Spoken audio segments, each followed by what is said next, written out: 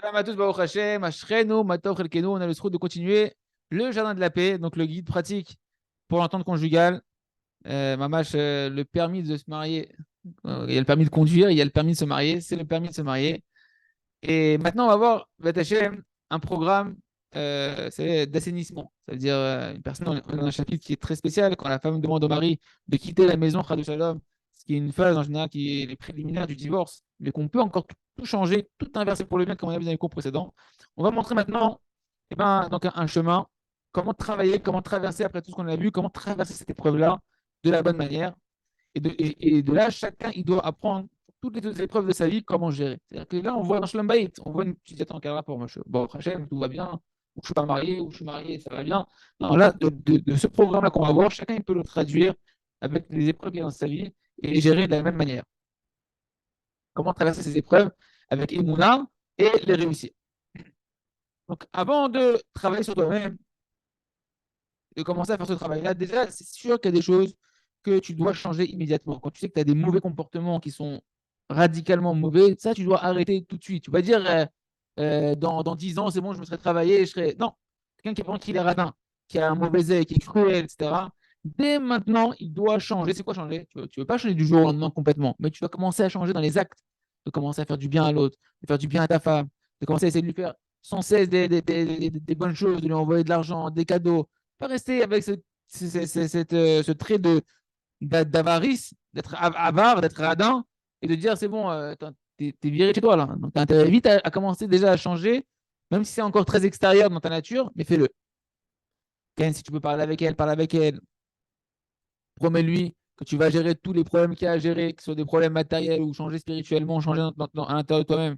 Et donne-lui la confiance que tu prends, et ça c'est très très très important, que tu prends la pleine responsabilité de la situation et que tu es prêt à la gérer, et que tu vas la gérer.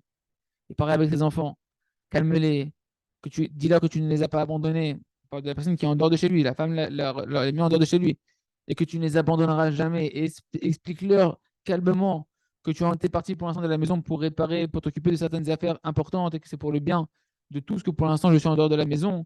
Et surtout, tu leur demandes, tu leur dis aux enfants, écoutez maman, aidez-la, soyez gentil avec elle. En d'autres termes, d'apprendre à être un être humain.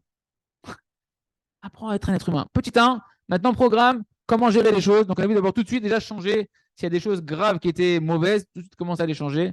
Et maintenant, voyons comment on travaille sur soi pour changer la situation et traverser l'épreuve avec Emouna. Petit 1, Emouna. C'est quoi Emouna? Première étape de travail sur soi, c'est de prier beaucoup à Kadosh Borou, d'accepter la situation avec Emouna, que ça vient d'Hachem et que c'est Hachem.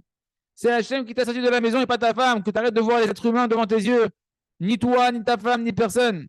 Et tant qu'une personne n'a pas la Emouna totale, que Kacha Hachem Rotse, comme ça, Hachem, il veut la situation pour l'instant, pas pour que tu sors de la maison et que tu divorces, mais comme ça, pour l'instant, il veut que tu sors pour pouvoir te réparer et revenir guéri à la maison. Tant que tu n'es pas là-dedans et que tu es encore dans la culpabilité, dans la tristesse, ou bien que tu es en train de culpabiliser les autres, ta femme, ceux qui sont autour, tu ne peux même pas commencer le travail sur toi.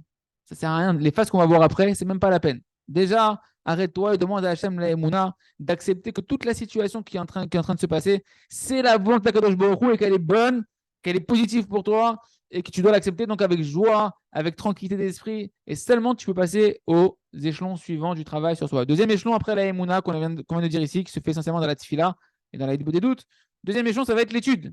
Étudier comme on est en train de le faire, revoir les cours, étudier les principes fondamentaux du Shlom Bayit. Donc chacun dans son domaine. Si tu as une autre épreuve, dans un autre domaine, dans le domaine de ton épreuve, étudier le sujet, écouter les cours qui sont liés à ça, essayer de comprendre quelles sont les erreurs que je dois corriger par rapport à l'étude que je suis en train de faire maintenant. Quelles erreurs j'ai fait durant ma vie de couple, durant tout ce temps-là. Et un homme, il doit étudier mamash sincèrement afin de prendre conscience qu'est-ce que je dois réparer. C'est pas, on m'a dit, il faut que j'étudie, bon, bah, j'ai le bouquin. Non, je lis en cherchant à regarder véritablement qu'est-ce que je dois arranger et sur quoi je dois prier maintenant pour recevoir la divine pour changer.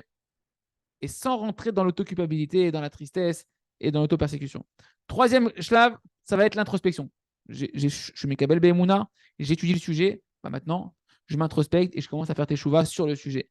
C'est-à-dire quoi? De fixer tous les jours un moment où on va prier à Kadosh Baruch Hu sur le problème en question et demander à Kadosh Baruch Hu, Mechila, Kadosh Baruch Hu, que jusqu'à présent, j'ai fait de la peine à ma femme, j'ai fait de la peine à mes enfants, et détailler devant Hachem, comme, selon ce que tu as étudié, quelles erreurs tu as pu faire. Et demander à Kadosh Baruch Hu, Hachem, mets dans le cœur de, pardonne-moi, aide-moi à changer, et mets dans le cœur de ma femme de me pardonner un pardon total. N'oublie pas que pour l'instant, c'est Hachem qui a fait que ta femme, pour l'instant, elle t'a mis dehors. Mais Hachem, il peut mettre dans le cœur de ta femme, comme tu vois que Moshe, avec Pharaon, Pharaon, qui c'est qui a endurci son cœur? C'est Hachem qui a endurci son cœur. Donc le cœur des hommes, il est entre les mains d'Hachem. Donc le cœur de ta femme, il est entre les mains d'Hachem. Même le cœur de ta femme est entre les mains d'Hachem. Demande à Hachem que ta femme elle te pardonne, que ta femme elle voit tes efforts, que ta femme elle reconfiance en toi. Et ça, il faut énormément demander auprès de l'Euro Hachem, mets dans le cœur de ma femme de me pardonner totalement. Je suis vraiment en train de changer. Fais-lui mettre dans son cœur qu'elle me pardonne, etc. Quatrième niveau, quatrième échelon, ça va être une fois que j'ai accepté Bémouna, que j'ai étudié le sujet, que je m'introspecte et que je fais le chouva, et ben ça va être d'intérioriser les choses. C'est-à-dire quoi? C'est-à-dire qu'une personne va devoir beaucoup travailler sur elle en révision de son étude, en prière et en allongeant ses prières pour intérioriser chaque point dans lequel il voit qu'il y a des erreurs qu'il doit corriger. Ok. Et en particulier, les points sur lesquels tu as étudié, que tu trébuches dessus, il faut les réétudier, les réétudier. Et essentiellement, prier tous les jours sur chaque point, jusqu'à ce que Akadosh Baruch Hu, il prenne cette Torah que tu as compris maintenant et qu'il te la mette dans le cœur et que tu puisses l'accomplir. On va finir sur un petit exemple et on verra comment prier. On verra dans les prochains cours comment prier sur le Shalom Bayit et chacun il prendra l'exemple pour son épreuve personnelle. Un des fondements du Shalom Bayit, par exemple, c'est qu'un homme, on a vu ensemble au début des cours, il ne doit faire aucun reproche à sa femme dans aucun domaine pour aucune raison. Okay.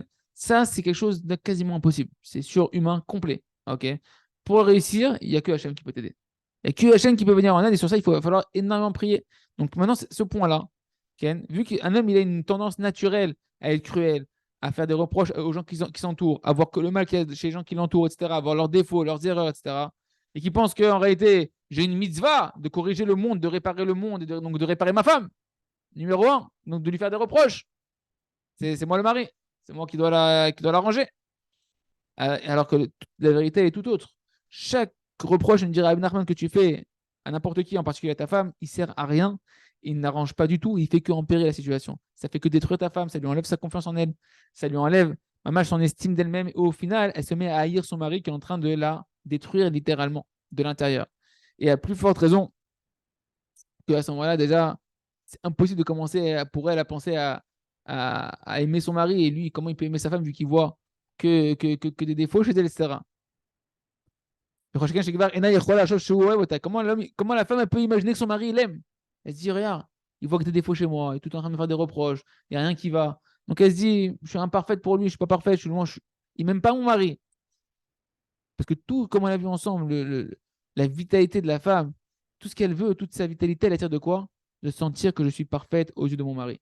Demain, Matachem, on verra par exemple sur ce point-là, ce point qui est fondamental à travailler, comment le travailler. D'accord? Ça, c'est l'étude sur le sujet, en très résumé. Et comment le travailler, comment prier sur ça. Demain, on verra un exemple de tfila. Il reste un chez l'école que chacun se remplisse de courage, savoir que Kadosh Baruch Hu, il nous aime, Hachem il est avec nous, que la Torah, elle est belle, que la Torah, elle amène au bonheur, que la Torah, elle nous permet de tout réparer, à condition qu'on étudie de la bonne manière et qu'on demande l'aide à Kadosh Baruch Hu. Et ainsi, que tout le monde est shalom bayit, chazak, venit chazek.